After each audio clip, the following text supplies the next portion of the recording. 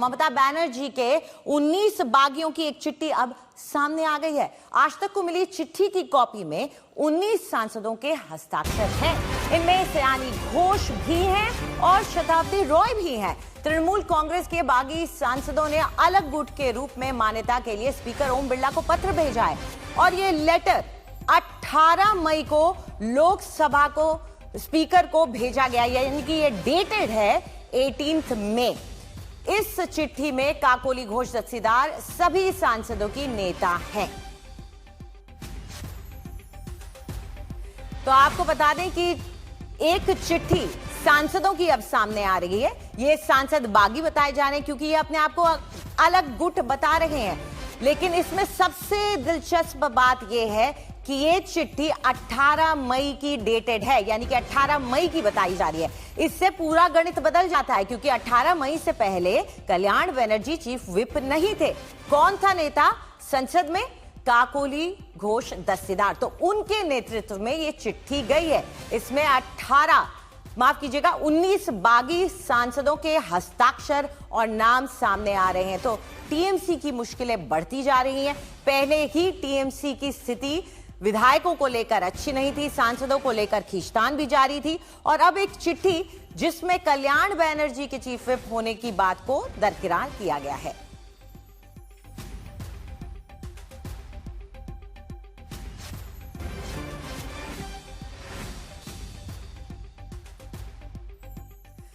तो चलिए आइए इस पूरी स्थिति को समझने की कोशिश करते हैं। हम आपको ग्राफिक्स के जरिए बता रहे हैं कि आखिर टीएमसी में हो क्या रहा है। ममता से बगावत चल रही है, बागियों की एक चिट्ठी सामने आ गई है, 19 सांसदों की हस्ताक्षर इस चिट्ठी में बताए जा रहे हैं। कल्याण बनर्जी का अल्टीमेटम भी सामने आ गया। अब वो पलटते हुए नजर आ रहे हैं। वो कह रहे हैं या तो अभिषेक को चुन लीजिए या फिर पार्टी को चुन लीजिए या मुझे चुन लीजिए।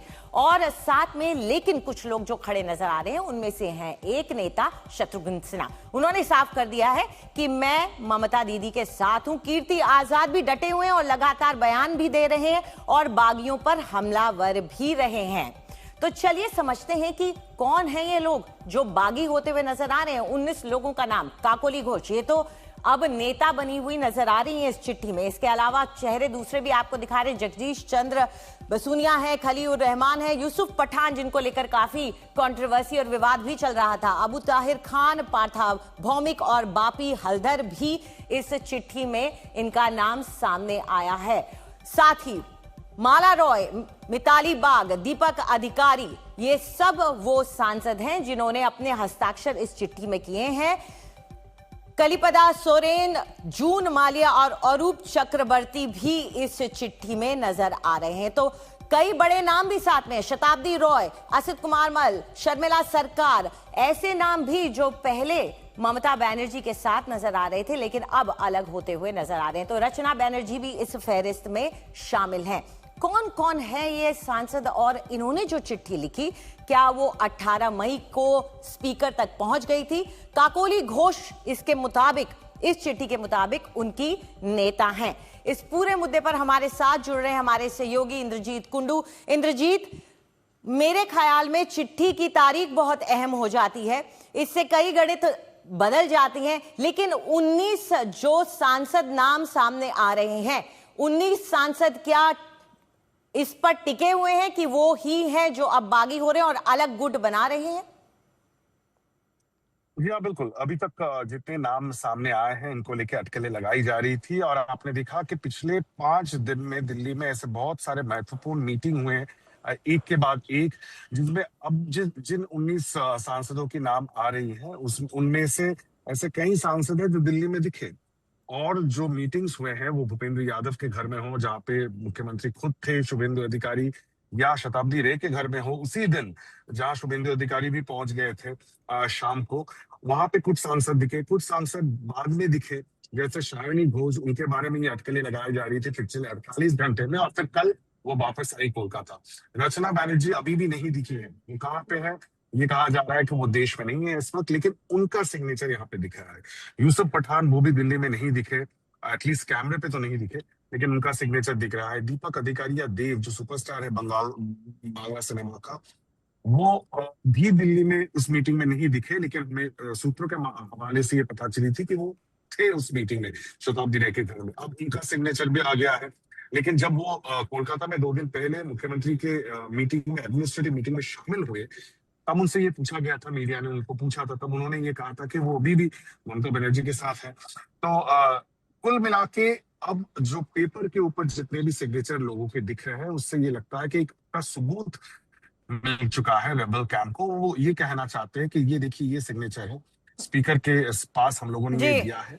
तो ये एक पुख्ता सबूत उन्होंने अब पेश किया है। तो इससे पता चलता जी है कि कितने लोग इस तरफ हैं और कितने लोग उस खेमे में हैं। बिल्कुल, शुक्रिया इस पूरी जानकारी के लिए इंद्रजीत आपका। तो हैरानी की एक और बात है, ममता बनर्जी के करीबी माने जाने वाले कल्याण बनर्जी ने ममता बनर्जी को अब अल्टीमेटम दे दिया है। उन्होंने कहा है कि अभिषेक को चुने या फिर उनको चुने ममता दीदी। I am fighting for Mamata Banerjee. I am not fighting for anybody. I am fighting for Mamata Banerjee. I am fighting for the people of the state of West Bengal and the party cadre. No, but And who is he? Such an arrogant person. One must understand that if for Abhishek Banerjee, the party has been destroyed today. We have lost it. everybody is saying this. Everybody is saying, I have not said. I am in the back days of the party. I was with the Mamata Di. I said, again I am saying, I am with Mamata Di. But Mamata Di has to choose whether Abhishek Banerjee she will keep or she will keep me. That's an ultimatum. Yes, this is, I leave it to her, This is the reality. her wisdom. और इस सारी उथल पुथल के बीच ममता बनर्जी के लिए राहत की बात यह है कि शत्रुघ्न सिन्हा ने अपने ही अंदाज में बागियों को बोल दिया है खामोश। आज तक से एक्सक्लूसिव बातचीत में शत्रुघ्न सिन्हा ने कहा कि वो ममता बनर्जी के साथ हैं। जिस मुसीबत की घड़ी में ममता जी ने, जो हमारी नेत्री हैं या नेता हैं, उन्होंने हमारा साथ दिया था, आज उनकी इस मुसीबत की घड़ी में मैं उनका साथ नहीं छोड़ सकता हूं। मैंने 3 लाइन व्हिप अपनी तरफ से इशू कर दिया है और वो ये है कि मैं ममता जी के साथ हूं, मैं ममता जी के साथ था और मैं ममता जी और तृणमूल कांग्रेस के साथ रहूंगा। फिलहाल मेरा ऐसा कोई इरादा नहीं है रास्ता बदलने की या किसी और दिशा में जाने की। ममता जी जो कहेंगी, ममता जी जब तक पार्टी में हूं मैं ममता जी की बात सुनूंगा और मैं और किसी को नहीं जानता हूं और ना ही किसी को उस रूप में मैं मानता हूं। मैं समझता हूं मेरी भलाई इसी में है कि मैं इस मुसीबत की घड़ी में, जैसा ममता जी ने मेरा साथ दिया था जब मैं 19 का चुनाव हारा था या हराया गया था, उसके बाद कोई मेरा साथ नहीं दे रहा था।